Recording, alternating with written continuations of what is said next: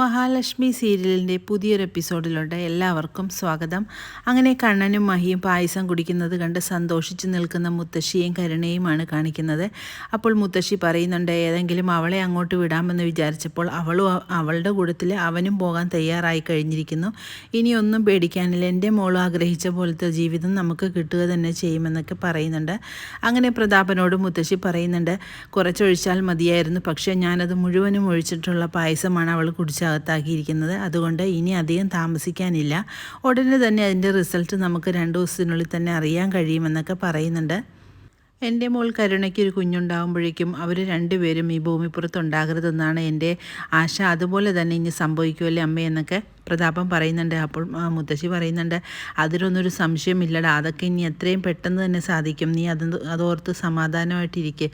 നമ്മുടെ മകൾ സന്തോഷമായിട്ട് ഭൂമിയിൽ ജീവിക്കുന്നത് കാണാൻ നമ്മളെ കൊണ്ട് കഴിയും എന്നെല്ലാം പറയുന്നുണ്ട് മുത്തശ്ശി.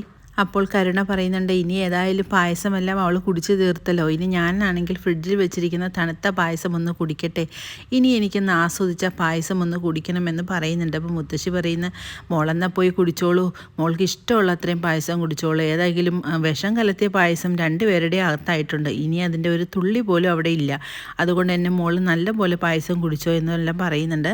അങ്ങനെ കരുണയാണെങ്കിൽ തണുപ്പിക്കാൻ വെച്ചിരിക്കുന്ന പായസം എടുത്ത് നല്ല ആസ്വദിച്ച് തന്നെ കുടിക്കുന്നുണ്ട്. അപ്പോൾ മോഹിനി പറയുന്നുണ്ട്, മോളെ ഒരുപാട് കുടിക്കേണ്ട, ഒരു ഗ്ലാസ് എങ്ങാനും കുടിക്കട്ടെന്ന് പറയുന്നുണ്ട്. അമ്മയ്ക്കറിയില്ല എനിക്ക് തണുത്ത പായസമാണ് ഇഷ്ടമെന്ന്, അതുകൊണ്ട് എൻ്റെ ഇഷ്ടത്തിനനുസരിച്ച് ഞാൻ കുടിക്കുമെന്ന് പറഞ്ഞുകൊണ്ട് വളരെ അഹങ്കാരത്തോടു കൂടി തന്നെ കരുണ ആ പായസം ഉള്ളിലാക്കുന്നുണ്ട്. അപ്പോഴേക്കും മുത്തശ്ശി പറയുന്നുണ്ട്, നീ എന്തിനാണ് അവളെ തടസ്സപ്പെടുന്നത്, അവളുടെ ഇഷ്ടമുള്ള പോലെ അവൾ ഇപ്പോൾ കുടിക്കട്ടെ, ഏതായാലും നിൻ്റെ മോൾ ഒരു കപ്പ് മുഴുവൻ കുടിച്ചല്ലോ, അപ്പോൾ എൻ്റെ മോൾക്കും കുടിക്കാം എന്നെല്ലാം പറയുന്നുണ്ട് മുത്തശ്ശി. പിന്നീട് മോഹിനി എല്ലാവരെയും സദ്യ കഴിക്കാനായിട്ട് വിളിക്കുന്നുണ്ട്. പക്ഷേ ആരും ഇവരുടെ കൂടെ ഇരുന്ന് സദ്യ കഴിക്കാൻ തയ്യാറല്ല.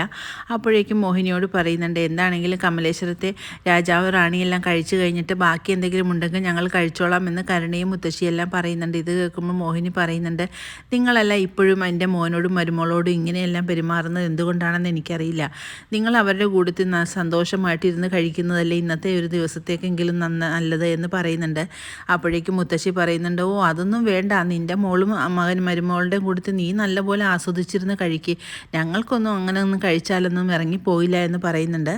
അങ്ങനെ എല്ലാവരും രാത്രി കേക്ക് കട്ടിങ്ങും കാര്യങ്ങളുമെല്ലാം നടത്തി സന്തോഷത്തോടു കൂടി മഹാലക്ഷ്മിയും കണ്ണനുമെല്ലാം കരുണാലയത്തിൽ നിന്നും പോകുന്നുണ്ട്. അങ്ങനെ പിറ്റേ ദിവസമായപ്പോഴേക്കും കരുണയ്ക്ക് വല്ലാത്ത അസ്വസ്ഥതകളും ഛർദിലും എല്ലാം തുടങ്ങുന്നുണ്ട്. അപ്പോൾ കരുണ പറയുന്നുണ്ട്, എന്താണെന്നറിയില്ല, എനിക്ക് എന്തൊക്കെയോ ഉള്ളിൽ കിടന്ന് മനം പുരട്ടുന്ന പോലെയൊക്കെ തോന്നുന്നുണ്ട് മുത്തശ്ശി എന്ന് പറയുന്നു. അപ്പോൾ മുത്തശ്ശി പറയും, മോളെ അതെന്താണ് ഇപ്പം അങ്ങനെ തോന്നാൻ കാര്യം, മോളിപ്പോൾ ഗർഭിണിയായിരിക്കുന്നതുകൊണ്ടുള്ള അസ്വസ്ഥതകളായിരിക്കുമെന്ന് പറയുന്നുണ്ട്.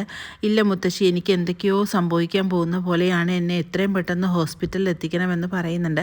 അങ്ങനെ കരുണയെ ഹോസ്പിറ്റലിൽ എത്തിക്കുന്നുണ്ട്. ഹോസ്പിറ്റലിൽ എത്തിച്ച ശേഷം കരുണയ്ക്കാണെങ്കിൽ ആകെ അസ്വസ്ഥതയും വിഷമങ്ങളും എല്ലാം ഉണ്ടാകുന്നുണ്ട്. അപ്പോൾ ഡോക്ടർ പരിശോധിച്ചതിന് ശേഷം പറയുന്നുണ്ട്, കരുണയ്ക്ക് കുഞ്ഞിനെ നഷ്ടമായിട്ടുണ്ടെന്നെല്ലാം പറയുന്നുണ്ട്. അത് കേൾക്കുമ്പോഴേക്കും കരുണയ്ക്കാണെങ്കിൽ വളരെ ഷോക്കാവുന്നുണ്ട്. എന്തുകൊണ്ടാണ് മുത്തശ്ശി എനിക്കിങ്ങനെ വന്നത്, എൻ്റെ കുഞ്ഞ് നഷ്ടപ്പെടാൻ കാരണം എന്താണെന്നൊക്കെ പറഞ്ഞുകൊണ്ട് കരുണ പൊട്ടി കരയുന്നുണ്ട്.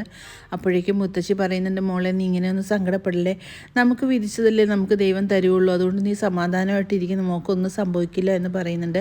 മുത്തശ്ശി എന്തോ സംഭവിച്ചിട്ടുണ്ട്, പായസം അങ്ങോട്ടും ഇങ്ങോട്ടും മാറിപ്പോയിട്ടുണ്ട്, ഞാനായിരിക്കും ആ പായസം കുടിച്ചിരിക്കുന്നത്, അതുകൊണ്ടാണല്ലേ എനിക്ക് മാത്രം ഇങ്ങനെ ഒരു സംഭവിച്ചിരിക്കുന്നത്, വേറെ ആർക്കും ഒന്നും ഒരു കുഴപ്പവുമില്ലല്ലോ, എൻ്റെ കുഞ്ഞിനെ നഷ്ടപ്പെടുത്തിയത് അങ്ങനെ അതുകൊണ്ടായിരിക്കും എന്നൊക്കെ കരുണ പറയുന്നുണ്ട്.